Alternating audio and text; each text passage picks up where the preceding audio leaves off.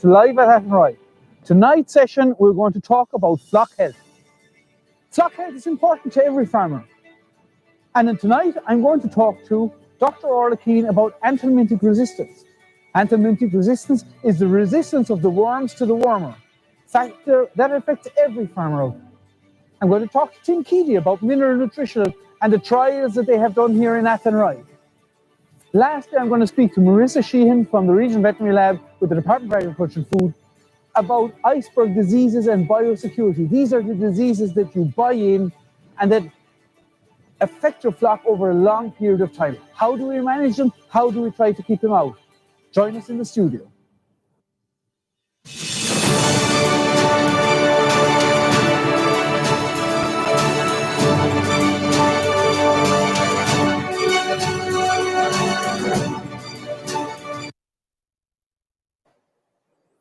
Hello, good evening and welcome to Live at Athenry, broadcasting to you live from our studio here in Athenry.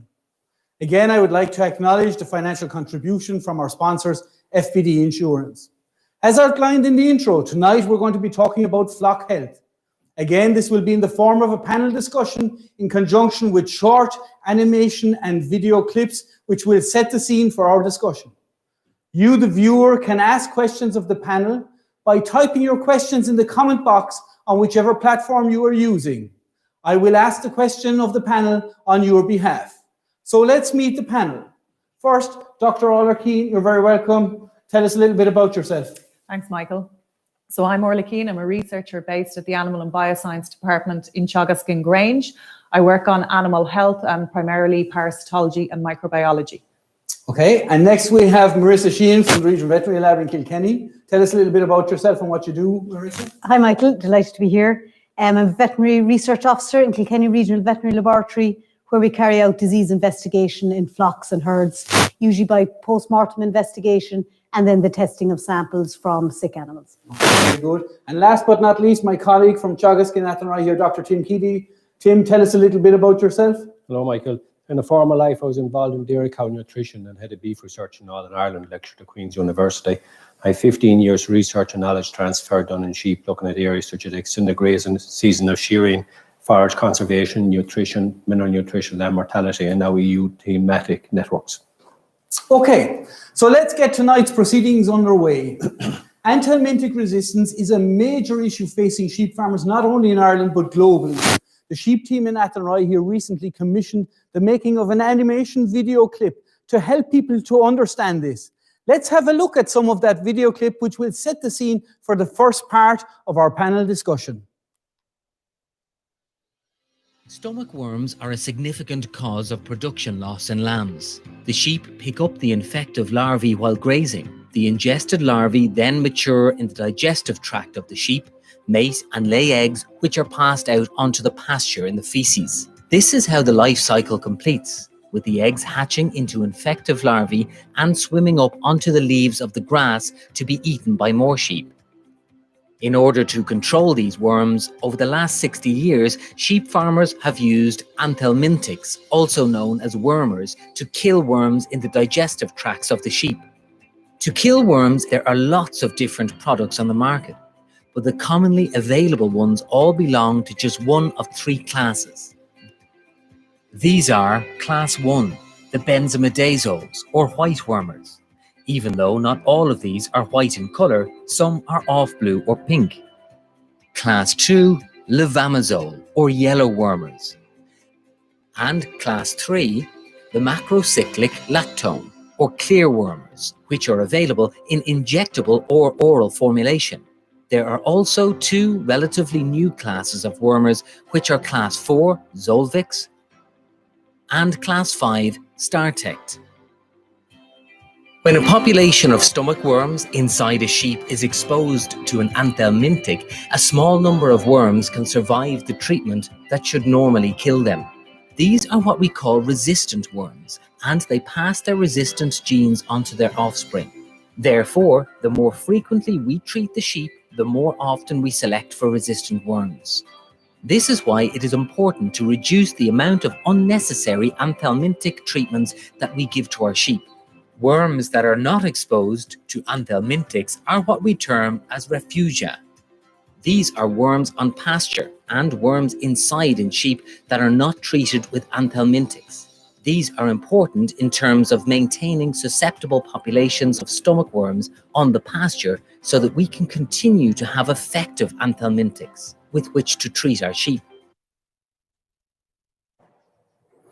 Okay, so maybe just to kick the ball off, Orla there, anthelmintic resistance, is it a big issue in Ireland? Yeah, Michael. So anthelmintic resistance is a big issue on sheep farms in Ireland, and it's an issue that's actually becoming a bigger problem on more and more sheep farms. So we've been looking at this for a number of years now, and what we've found is that the incidence is increasing over the years that we've been looking at this. So as was outlined there in the video clip, there are three classes of wormers, despite the large number of products on the market. And what we find is different levels of resistance to the different classes of wormers. So the first class, the benzimidazoles, are the white wormers. We did know that there was reasonably high levels of resistance to this class of wormer. And a study we carried out over the last 2 years on every sheep farm we tested, we found that there was resistance to the white wormers. Then the next class is the yellow wormers. Again, it had previously been reported there is resistance to the yellow wormers out there. And then the final class is the macrocyclic lactones, the ivermectin type products. Now, in the past, resistance to this was considered to be rare, but over the last number of years, we are finding increasing levels of resistance to these products. And the study we did over the last couple of years, half of the farms we tested showed resistance to the ivermectin type products. And have we seen farms on which maybe one or two or three or two or three of the products aren't working? Yes, so we have identified a number of farms, a small number of farms, but still a number of farms in the country on which none of the three commonly available wormers are working. So all three are failing, which is a really, big source of concern on those farms. Yeah, okay. And I mean, look at it, if we were going to give people advice here, say, okay, anthelmintic resistance is a reality for farmers in Ireland. It's a big issue. We know the whites are gone, but for you, a farmer out there, what are the steps we can take to try and slow this down? Because really, it's about slowing it down, isn't it? It's not about, we can't turn the clock back. We can just basically slow down how quickly these products start failing. Yeah, so absolutely. So I suppose there just would be important to mention that, as I said previously, on a lot of farms, the white wormers are failing. Now that's for the mid-season stomach worms. The first parasite that lambs often encounter is nematodirus. Usually people are dosing for nematodirus at around maybe 6-8 weeks of age, or based on the Department of Agriculture nematodirus forecast. This is a different parasite for which no resistance has been detected. So one step farmers can take is to use the white wormers to treat for nematodirus and to preserve the other two classes that might be more effective for later on in the season. Okay, so for our first dose, white dose is good, is what we should be doing. Yeah, it's highly effective against nematodirus. Okay. Another really important point is around biosecurity. So as I mentioned now, there are farms with multi-drug resistance, there are farms with resistance to two or a single class. And if you don't have resistance, you don't want to bring it onto the farm. So the best way to prevent bringing it on the farm is making sure you have a good quarantine protocol for bought-in sheep. These parasites, they can't move very far in the pasture, they move in animals. Okay. So the quarantine procedure involves treating incoming sheep with one of the new actives, the orange or the purple drenches. And there is an issue getting the purple drench at the moment I'm aware of, but the orange drench is probably available. Okay, so maybe I might just bring Tim in on that. And Tim, you're involved here in the research in Athenry, and lots of sheep, lots of different flocks, lots of research programs, different sheep coming in onto the farm for various different reasons. So sometimes we're buying in store lambs, sometimes we're buying in females, sometimes we have to buy in males. What's the practice here? How do you prevent when you're buying in sheep, they're bringing in the nasty resistant worms inside in their bellies? All right, our clear objective, Michael, as a sheep-only farm is to bring in no disease and bring in no resistant parasites. So specifically just talking about stomach worms, when we bring in the sheep to our house for 2 to 3 days, on arrival they get a class 4 or class 5 anthelmintic. A class 4 is the oranges, which is Zolvix. Our class 5 is the purples, which is Startec. And as I mentioned earlier on, Startec is not available this year, and I'm not too sure about next year. Yeah. Okay. So basically, there's a procedure here for preventing those from coming in. Look, another thing that happened in the clip. We talked about Refugia, which is basically these worms that aren't exposed to the wormers and therefore don't develop resistance. Can you tell us a little bit more about that, maybe, or explain what practical steps can farmers take to increase the amount of Refugia on their farm and thereby slow down the development of resistant parasites? Yeah, Refugia is a huge factor in terms of slowing the development of resistance. And there are two main sources of Refugia on a farm. There are the parasites on the pasture that are not exposed to the drugs, and there are parasites in animals that aren't treated. So they're the two main sources. In terms of kind of enhancing Refugia on the farm, the single most straightforward way of enhancing Refugia on the farm is not to treat mature yolks for stomach worms unless there is a demonstrated need. So in general, mature yolks have developed immunity to stomach worms. The stomach worms don't have a major impact on them, and they can be left untreated and provide a source of Refugia. Now, there may be some exceptions to that. So if there are particular thin or immunocompromised yolks, they may warrant a treatment. But in that case, you're treating the individual animal rather than the whole flock.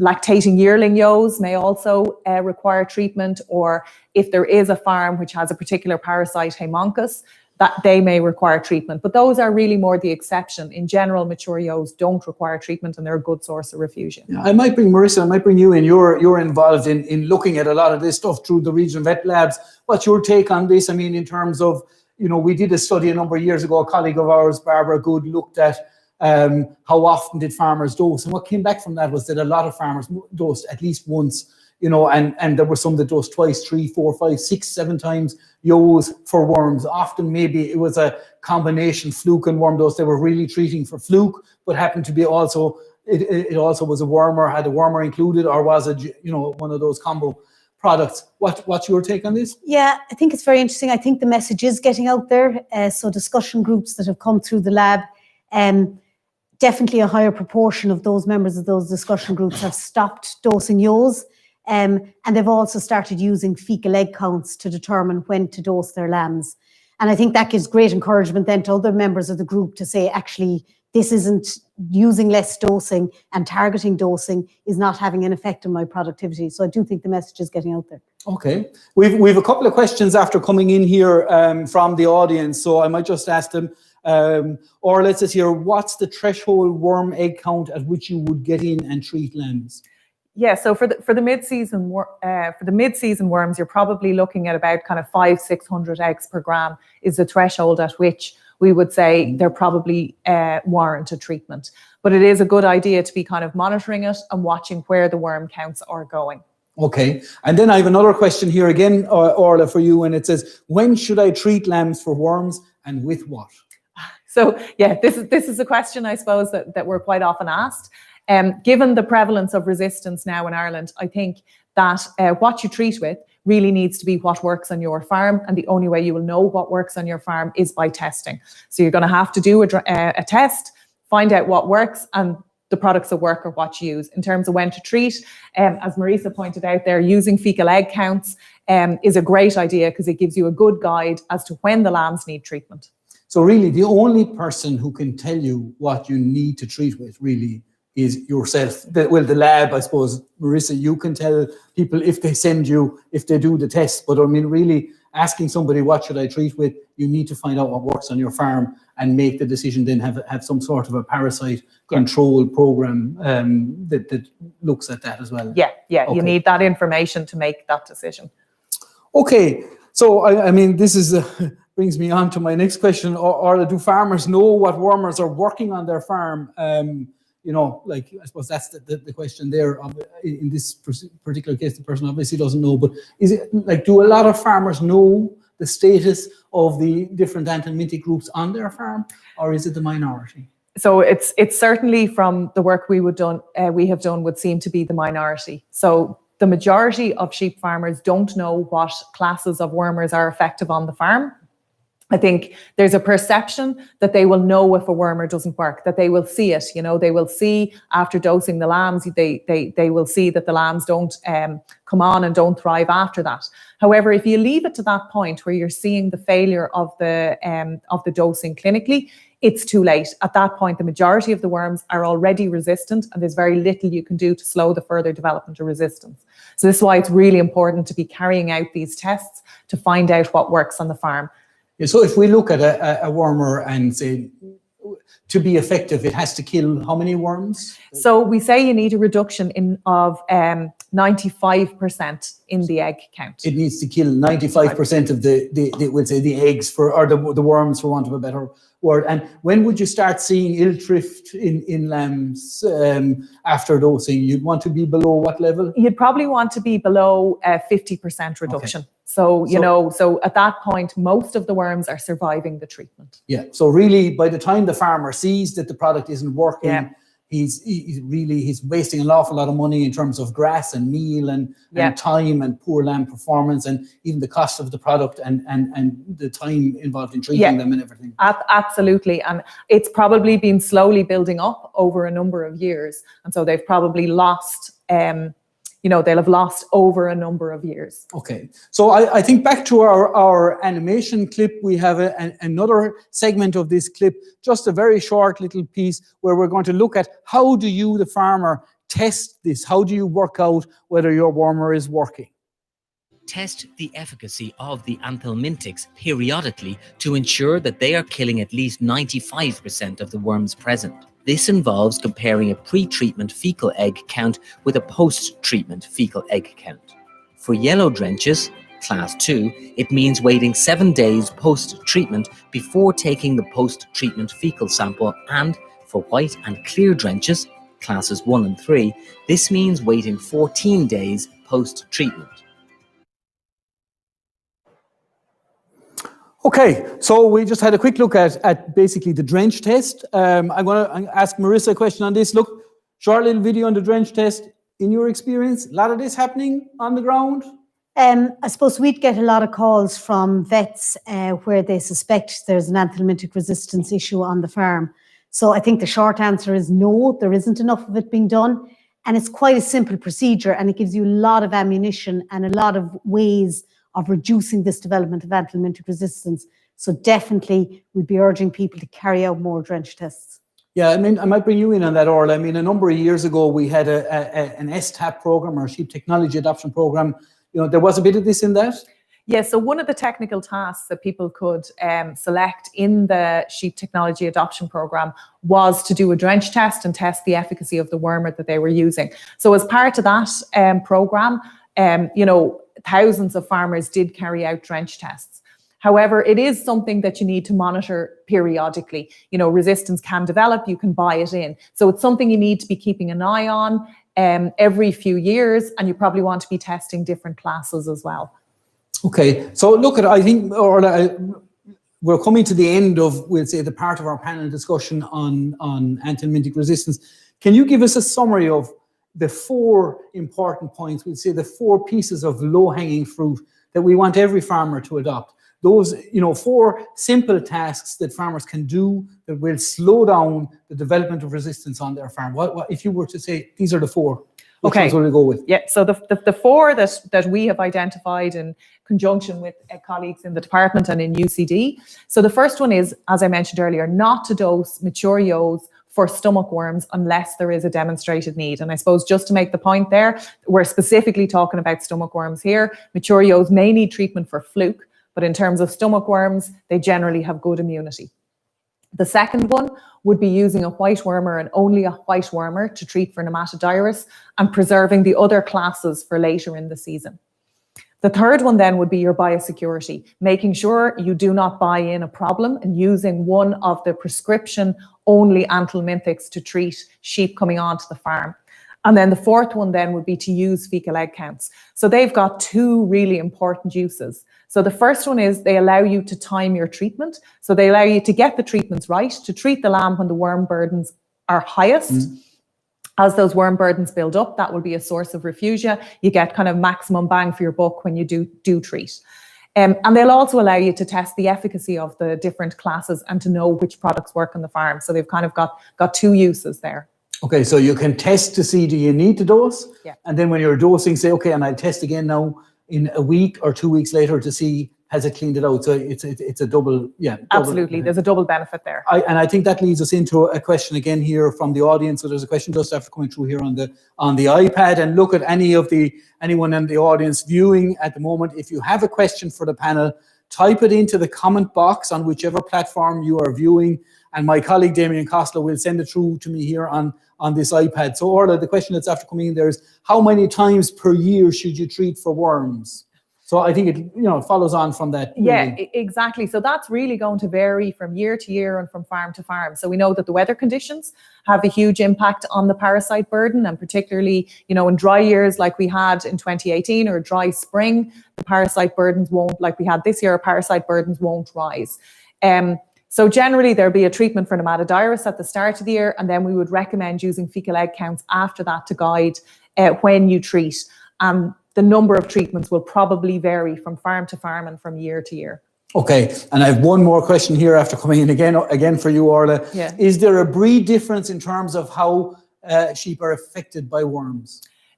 There is, yes, there is. So we know from a lot of the work that was done here in Athenry by Barbara Good and Seamus Hanrahan and others, we know, for example, that the Textile are more resistant to parasites than the Suffolk. So there certainly are breed differences as well. There are also differences within breed. So within the same breed, some animals will be more resistant than others. So there's quite an amount of animal-to-animal variation.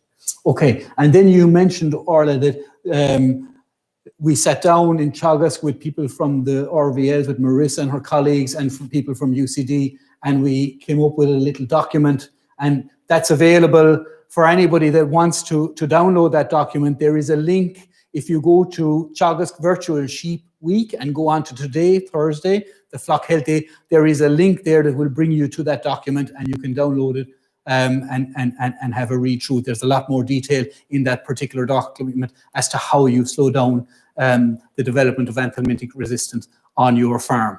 Okay, I think that closes this part of the panel. I'm moving on now to our second part of the panel discussion, and this is really based around what we call keeping your flock safe, maybe, and iceberg diseases. So I'm going to have a chat with Marissa to start off here on it.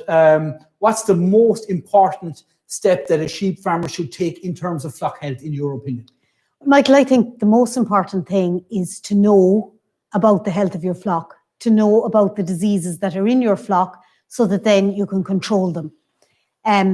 So I think it's key, if you're having more losses than you should, if you have more ill-thrifty animals in your flock than you should, if you have poor thrive, you need to investigate those problems. Despite everyone's best efforts, you're going to have some losses. We know that, the best husbandry, the best everything. But if you're seeing a trend, or if there's something you're not sure of, you need to investigate that. Talk to your advisor, talk to your vet, send samples to the regional veterinary laboratories, take samples, and really get to the root and find out what you're dealing with on your farm. I think that's going to be a really big trend throughout this flock health seminar, is, about finding out what's happening on your farm. We were talking about finding out what wormers are working. We're talking about finding out what diseases we have, and later Tim will be talking about similar issues regarding the minerals. I suppose I was talking to somebody, mentioned iceberg diseases. That reminds me of the Titanic and Celine Dion. What is an iceberg disease? Why are they called iceberg diseases? And which are the ones that Irish sheep farmers should be looking out for? Okay, so iceberg diseases are ones, as the name suggests, if you see a clinical case of it, you're seeing the tip of the iceberg. I suppose what's worrying about these diseases is that you have that big lump of ice under the surface of the water. Look, hopefully iceberg diseases aren't an issue in your flock, but I think it's useful to know what they are, so that you can identify that you may have a problem, then investigate them, and then implement your control measures. So the 4 diseases I'm going to speak about are Medivisna virus, OPA or Yaxiecta, and Johne's disease and CLA. Don't worry about the names. The symptoms are going to be the same, and then once you find out about them, you can deal with them. So Medivisna virus, we've had a few cases, very small number of cases of this last year. So it's caused by a virus. It's a chronic, incurable, insidious disease, slow-moving disease. What you might see is a lot of ill thrift in adult sheep. So it's a long incubation period, so it takes a long time to manifest itself and show clinical signs. The main clinical signs are going to be that ill thrift and pneumonia and hard udder. So we get this non-painful hard udder mastitis.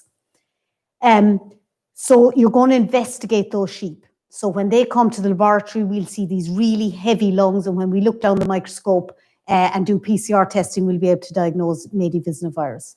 Then you're going to implement control measures. So there is transfer from ewe to lamb via milk, colostrum. So you're going to snatch lambs, you're going to pasteurize colostrum, and you're going to avoid that aerosol transmission between adult sheep to young sheep and between cohorts of adult sheep.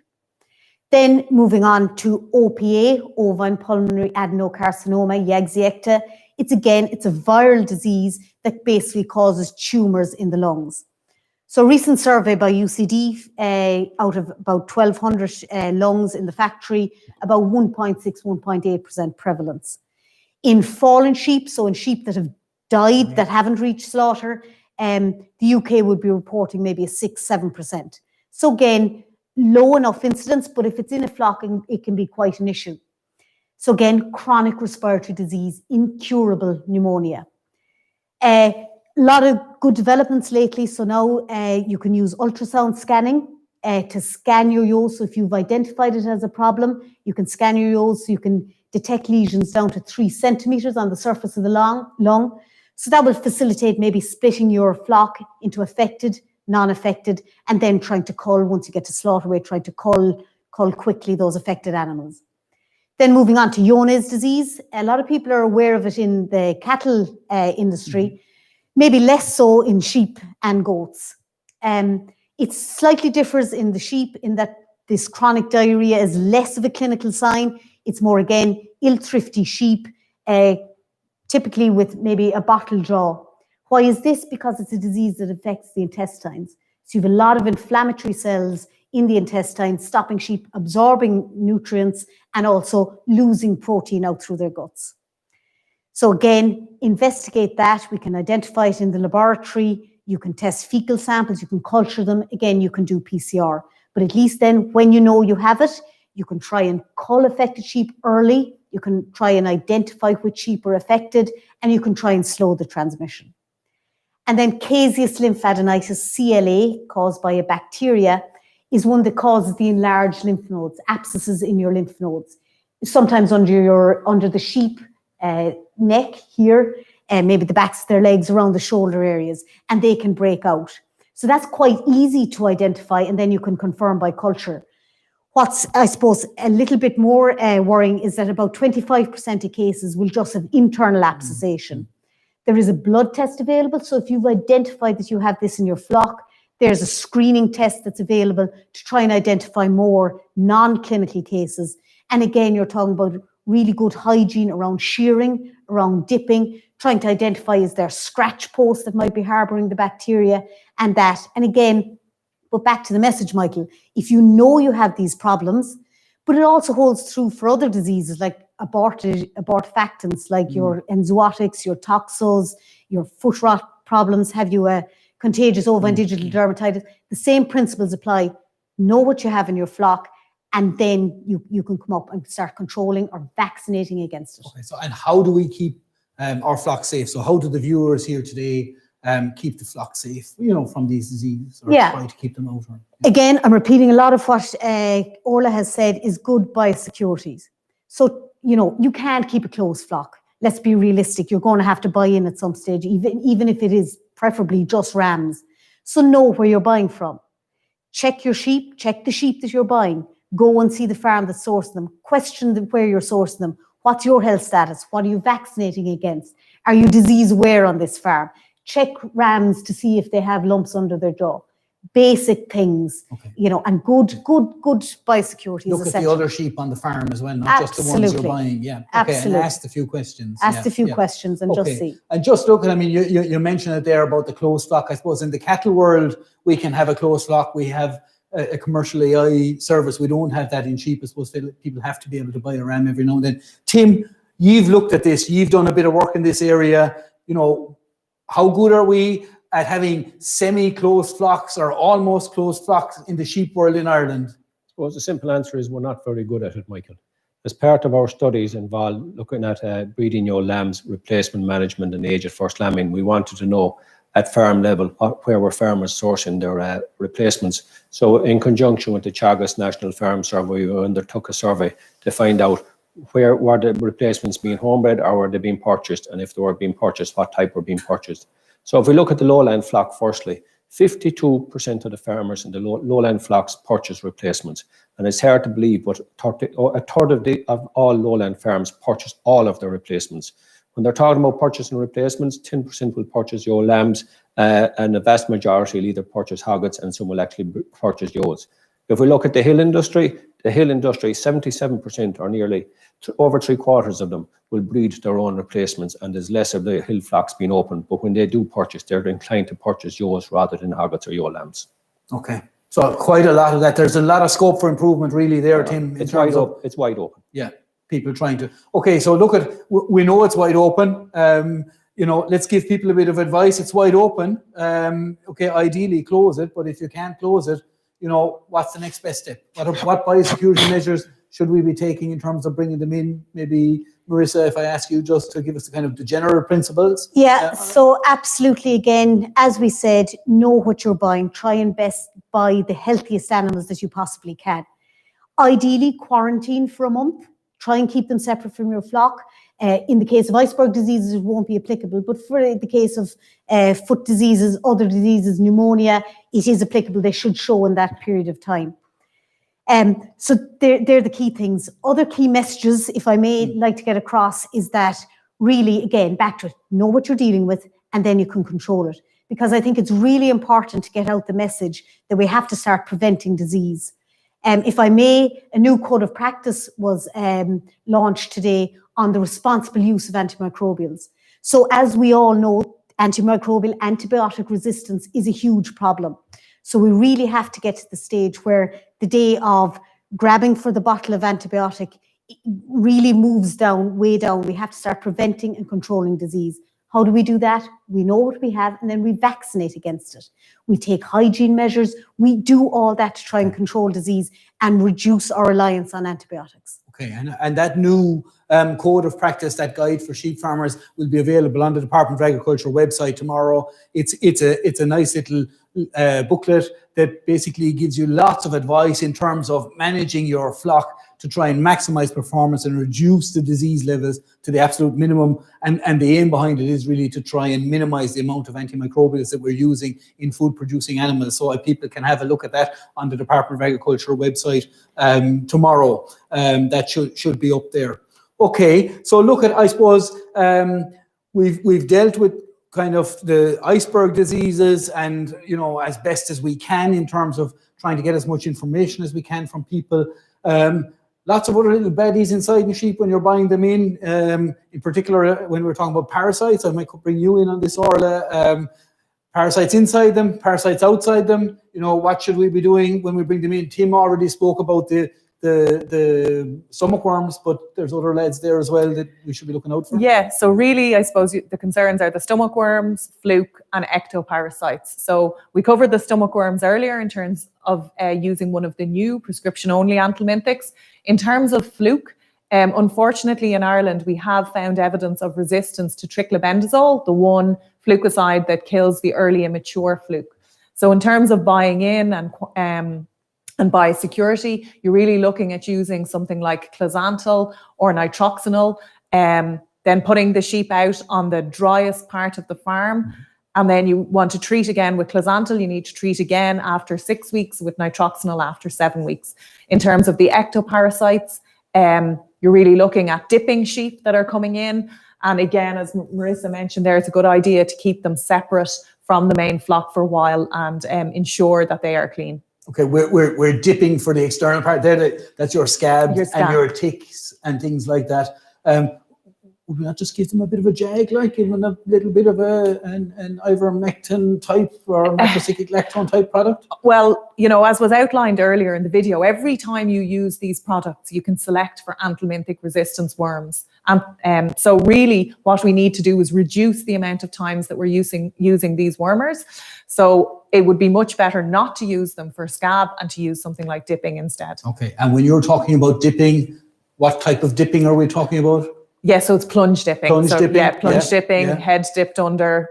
Absolutely. Yeah, twice. 60 seconds inside the dip. Yeah. New dip solution every time. Yeah. Okay, very good. We have some questions that are after coming in there. So Marissa, the first one there is it important to include the afterbirth when sending a fetus to the lab? Oh, absolutely essential, particularly for ovine abortions, but also for bovine abortions. Really, for enzootic abortion and toxoplasma are two heavy hitters for abortion.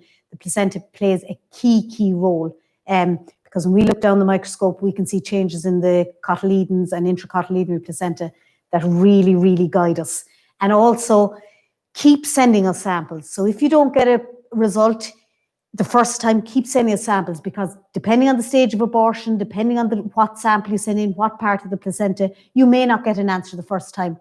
But even in the middle of lambing, if you're busy, that really should be a priority, because that will save you time in the long run and save you huge losses. Okay, and I think the message there is, and we had this here 2 days ago, where Anya O'Brien was giving us the results from one of her studies on labour, and at lambing time, actually 25% of the labour on a sheep farm for the entire year is focused around that lambing time. So people are very busy, but it's very important that somebody takes that sample to the lab. Look, it's completely understandable. People are getting no sleep. They're up to 90.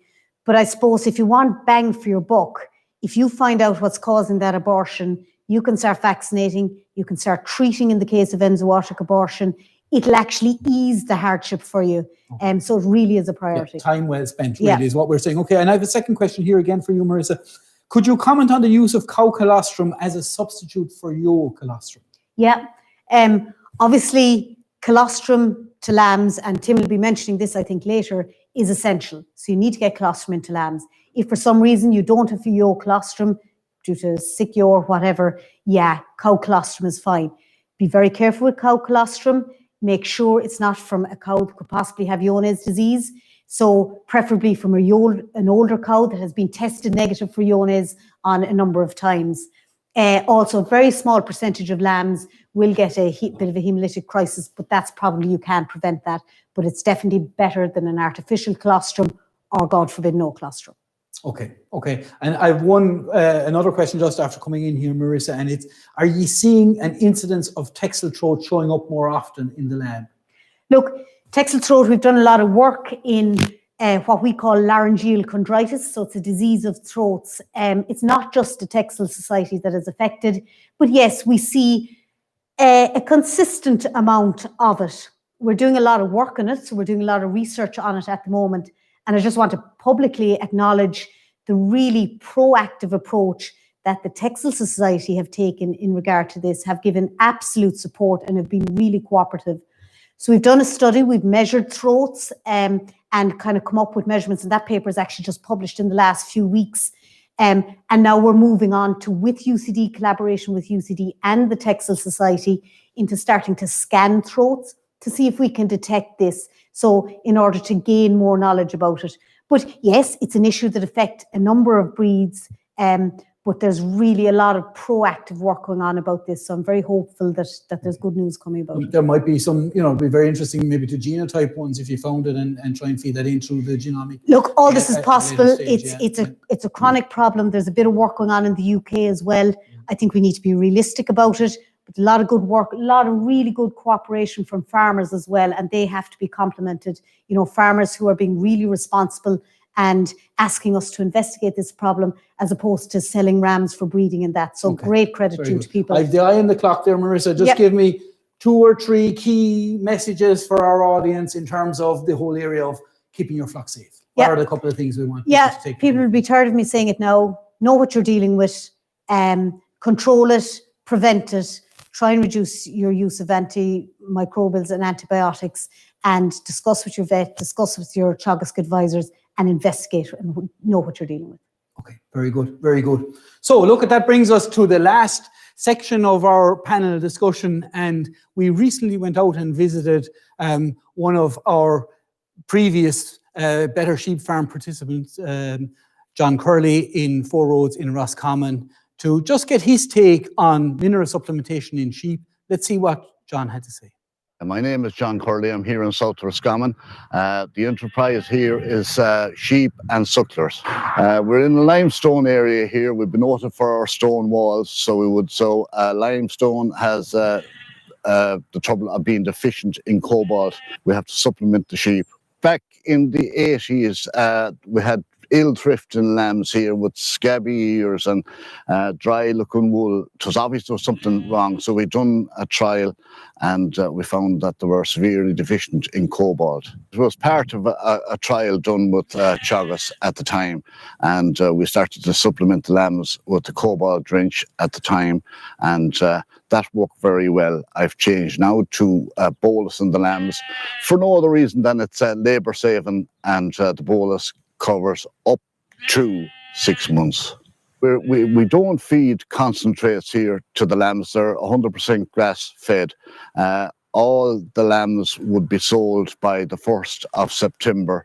And I put that down to the trace elements and the cobalt and having lambs healthy, and that there's no point in saying dose lambs with cobalt if they have worms or if they have fluke, because that's not going to make any difference, you know. So if I was asked for advice, you definitely need to do your research on to find out what the problem is and work it from there. Okay, so very interesting take there on the whole area of mineral nutrition from John Curley. I might go to you now, Tim, on this particular area. Tim, tell us a little bit. You and one of your Welsh scholars, Daniel Hessian, did a good bit of work on this whole area. Tell us a little bit about what you found in the surveys in terms of what percentage of farmers were supplementing, and what were they doing it based on scientific evidence, or what was their reason for supplementing sheep? Okay, Michael, we've done about 6 years research on mineral nutrition in store lambs and pregnant ewes. And one of the key issues that we wanted to find out is what's happening at farm level throughout the country. So we undertook a survey in conjunction with the Teagasc National Farm Survey to see what are farm practices. And what we found was, firstly, over 2/3 of the farmers in Ireland are supplementing ewes or their lambs at least once per year with a mineral drench. Secondly, we found that 35% of those, or a third of those that actually supplement, use it on evidence-based information such as veterinary advice and or lab analysis of either blood, herbage or soils. We also found that the others that supplement but don't use evidence-based advice use advice based on tradition, what their neighbours are doing, or what the salesman tells them when he calls to the farm, or from the counter assistant in the local co-op or their local merchant. We found that the most common methods of supplementing were mineral buckets for ewes and drenching for lambs. We also found that the most common stages to supplement ewes was during pregnancy, followed by lactation, and followed by pre-mating. And 50% of farmers supplement their lambs post-weaning. The three main reasons farmers said that they supplement their stock with minerals is to avoid ill thrift, because of reduced fertility, and because of increased lameness incidence. They are the three main reasons why they use minerals. But the big standout figure there, Tim, really is that 2/3 of the people that were supplementing it weren't doing it based on any kind of scientific evidence or lab or blood analysis or anything like that. They're using circumstantial evidence. Yeah, okay. And then look at, Tim, I suppose, we often talk about lamb thrive, and very often when lambs aren't thriving, people are saying, oh, look, maybe there's no power in the grass, or lots of worms, or maybe they need a mineral dose, you know, and look, have you looked at what's in the grass? You know, how do our grasses fare in terms of their mineral content? You know. Yes, we have. As you know, in prime lamb production in Ireland, grazed grass is the most important factor of the diet. Grazed grass accounts for 95% of the intake of a ewe unit. And by ewe unit, I'm talking about the ewe herself and whatever lambs she gives birth to and rears up till the point of slaughter.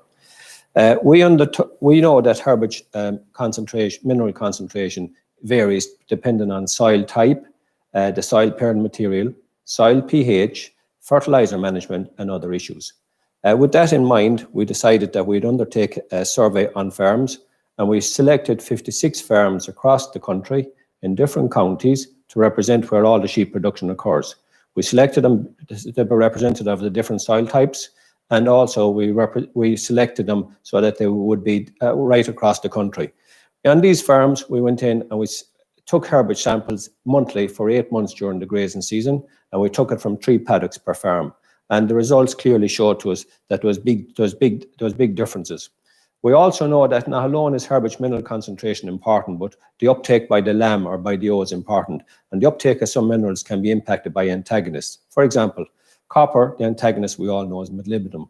There's an antagonist to cobalt is iron or it's manganese. So we have to take these into consideration as well. So just, Tim, when you were talking about an antagonist, what is it? An antagonist is something that stops the sheep from being able to absorb the mineral. Yeah, it reduces or prevents absorption. So if you had a lot of, we'll say, copper in a herbage and you had a lot of molybdenum, then the copper uptake is going to be reduced dramatically.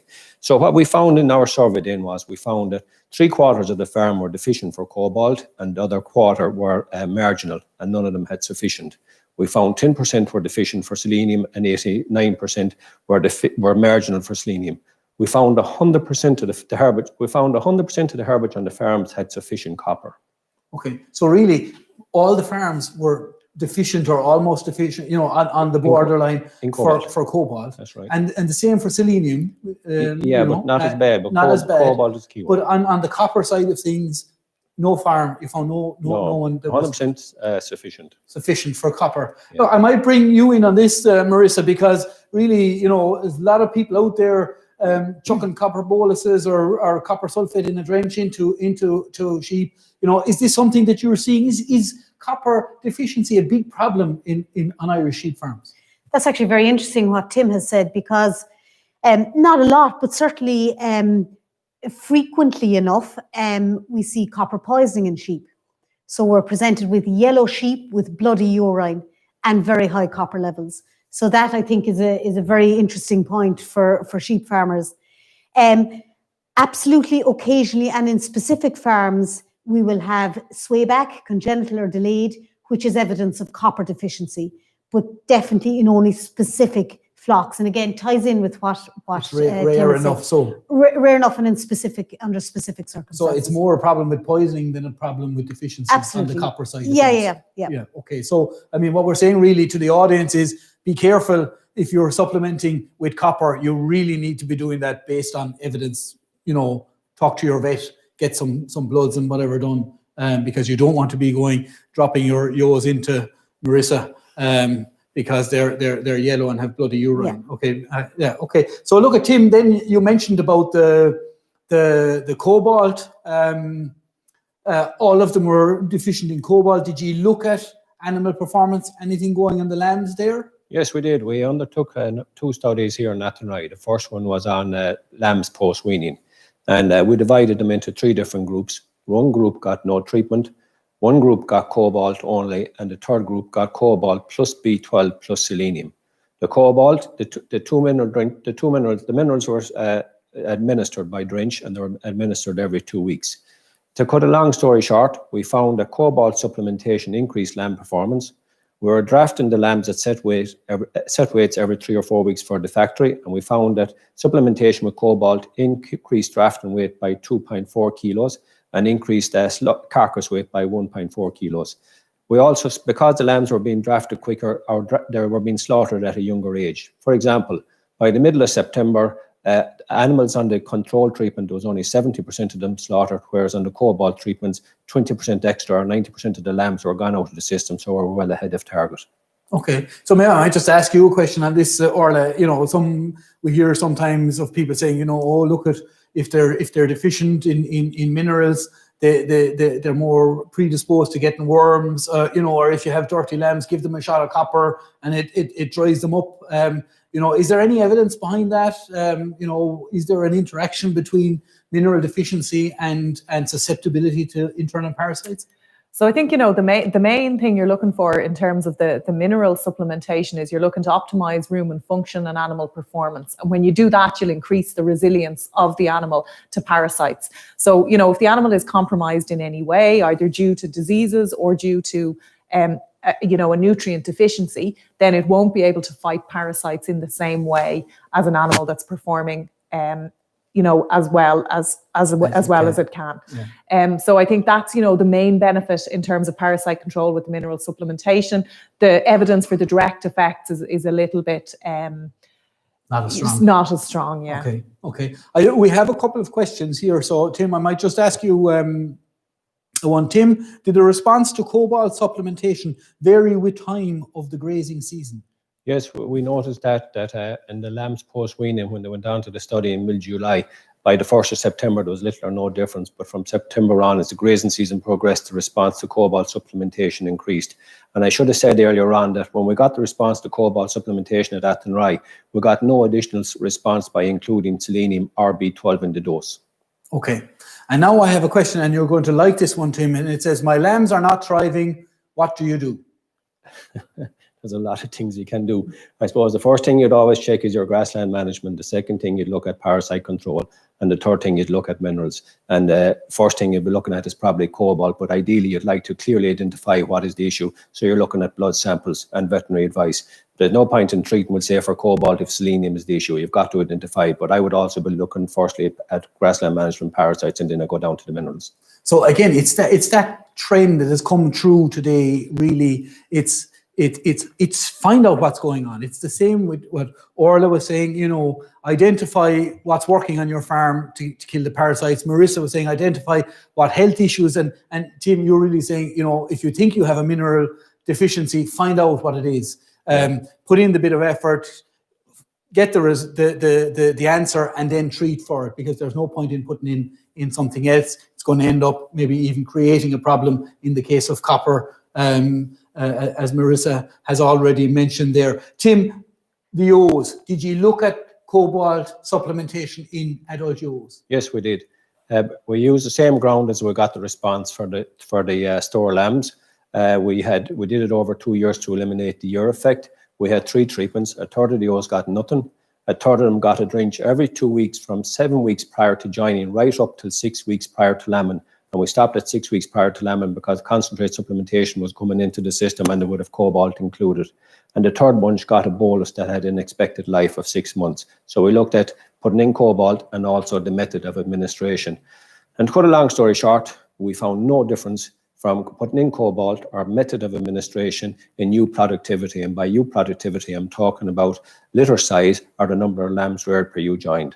There was no effect on lamb birth weight, and there was no effect on lamb performance up till weaning. Okay, so no benefit at all. No benefit. On a farm where you were getting a benefit with the lambs. So that shows us that, and that proves that the requirement for lambs is higher for cobalt relative to ewes. So for the herbage requirement, ideally would want to be up at 0.2 megograms per kilogram dry matter for a store lamb, whereas for a pregnant ewe, she'll get away with 0.09 or 0.1. Okay. So, cobalt important for the lambs, not as important for the ewes, and that's what's coming through there. I'm just going to run back one or two discussions, because there's a question after coming in here for Orla, and I think it's a good question. Any signs of Coccidia becoming resistant to the treatments used in the control of them in young lambs? So I suppose at the moment, there are some parasites that it can be difficult to test for resistance in, and unfortunately Coccidia kind of falls into that category. So at the moment, we probably have very little evidence, but it is something that is quite difficult to test for, and people are testing. There's not very much testing going on, so if you don't look for something, you won't find it. Okay. So the answer is we don't really know. Marissa, have you a comment on that, or No, just agree with Orla. It's certainly a question that we're asked quite a bit. So definitely there must be some suspicion out there, but as regards actual scientific evidence, difficult to get that at present. Okay. Conscious of time, again, we have one last area that we want to just discuss, and it's the whole area of lamb mortality. It's a big area in terms of a lot of losses at lambing time. Tim, You did a bit of work on this again with one of your Welsh scholars. Tell us a little bit about it. Yeah, we did work with Dwayne Shields, who's finishing up his PhD at the moment. Lamb mortality is very important. We estimate that a 1% change in lamb mortality is worth approximately 3.5 million euros to the industry annually. So we've looked at two things in terms of lamb mortality. Firstly is when does it occur and what are the causes, and is there anything we can do about it?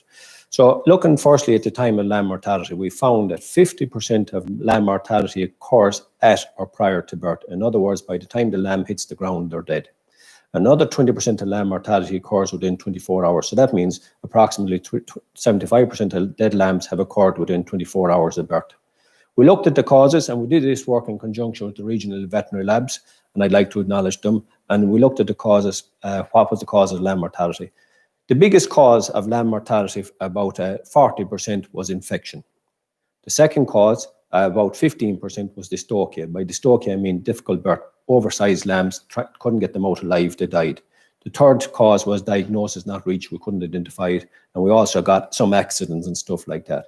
But the evidence clearly showed to us that it's half the lambs that die occur from potentially preventable causes, such as infection and lamb mortality and dystocia.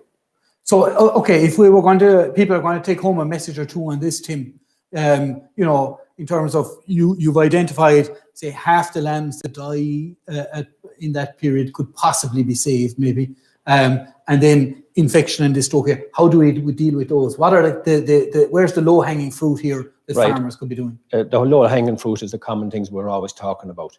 We did a survey, again with the National Farm Survey, of what risk measures farmers are undertaking on their farm. So we all know most people have individual lambing pens.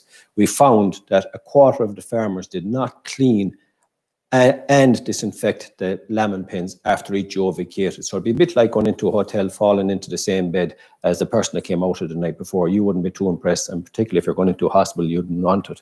It was only about 20% of the farmers cleaned and disinfected all the lambing pens. So hygiene is critical. The second thing we noticed was, and which was touched on earlier on by Marissa, is colostrum. 68% of farmers used artificial colostrum, and I have no issue with that. The issue I'd have is about 10% of farmers, artificial colostrum was the only source of colostrum that they had on their farm. So ideally, if you want to, the idea of putting in colostrum is to increase antibodies and IgG and immunoglobulins concentrations. And to get that, you need to get it either from another ewe or to get it from cow's colostrum.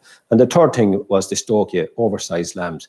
And while about 70% of Irish farmers scan their ewes and they're able to tell us what litter size they are, very few can tell us when the expected lambing date is, and it's very simple to do that by rattling the ewes, the rams that turn out, and changing the colours fairly frequently. And to avoid dystocia, the simple way to do it is to draw up a good nutrition plan. And for a good nutrition plan, you need to know the litter size, the scan, the expected lambing date, the change in the rattle colours every week to 10 days, and the silage quality. And it's very simple then to implement a good, efficient nutrition plan, which will avoid oversized lambs, but also, as importantly, will avoid undersized lambs, which will be weak and also die. Okay, so I'll just bring you in, Marissa, because you've been looking at this as well in the RVL. Are you finding similar results to what Tim and Dwayne found on their study? Yeah, absolutely. And I just thought that was very interesting that, you know, basic sort of hygiene and infection control measures weren't being undertaken. So I think, again, if I may just hark back to the Code of Practice for Reduced Use of Antimicrobials, and just to mention, this is not a DAFM document, it's in collaboration with the IFA and with Teagasc as well, so very much an industry-led document. And like, I think, you know, this prophylactic use of antibiotics around lambing, that's going to have to come to an end. And I think basic hygiene, that's a really key message to get out, clean out pens and get good, healthy lambs going so that they're less susceptible to disease. A really key point. Yeah, so I think they're I mean, to summarize, Tim, really, it's about clean pens, you know, and good nutrition, a plan, basically. Perfect nutrition and super hygiene. Yeah, okay, and look, I think there's a question after coming in there, Tim, but I think we've answered it really. Any tips for Finn? He's a first-time lammer to minimise lamb mortality, and really it's those two things. Get your nutrition right and get your hygiene right. So look, I think we're coming to the end of our session.